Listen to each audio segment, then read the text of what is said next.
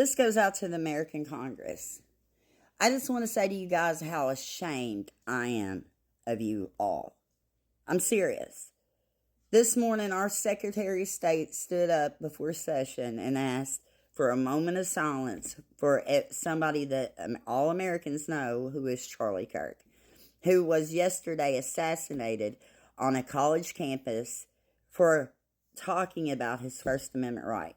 Okay? Now, whether you're a Democrat, a Republican, a Christian, a non-Christian, that didn't matter. He was a human. He was an American. He was a father and a husband. And, and so much more. And people want to say, well, he said some pretty messed up things. Whether you disagree or agree with him, he was nonviolent and he wasn't hurting anybody. And for that to happen to him, it was just cruel. It's just wrong. And now his children and his wife have to go without a father and a husband. And our Congress don't have enough respect to hold a 2.5 minute or 2 minute silence. Okay? Where is your humanity? Where is your selflessness? Where is the reason why you ran for office? I'm sick of it. I'm so sick of it. And as a Christian, I want to tell you this. You've got Christians all over the country right now who go to church. Some of them do church, street church. I've got a lot of friends involved in that where they go out and they help the homeless. They feed the homeless. They hand clothing and blankets out to the homeless who are now talking about packing and packing concealed weapons. Why is that? Because they got to worry about stuff like this.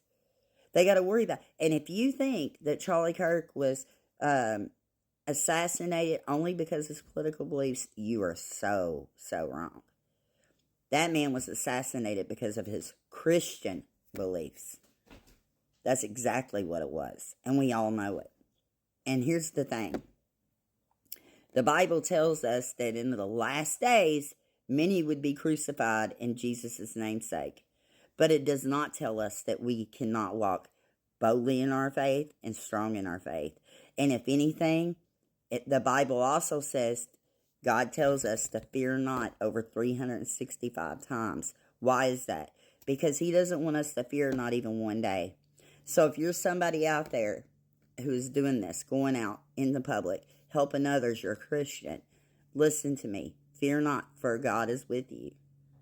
And don't let stuff like this sway you from doing what's right and what God asks us to do. The evil and the enemy is trying to get us away from doing those things and getting as many saved as we possibly can. I'm telling you guys, that's exactly what's going on. Please, guys, continue to pray for Charlie Kirk's wife and his children and his family. And also, pray for our country right now.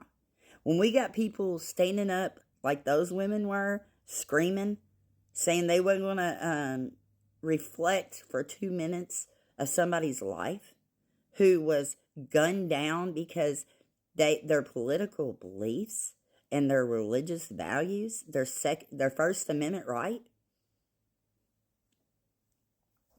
I tell you guys, it's a bad world.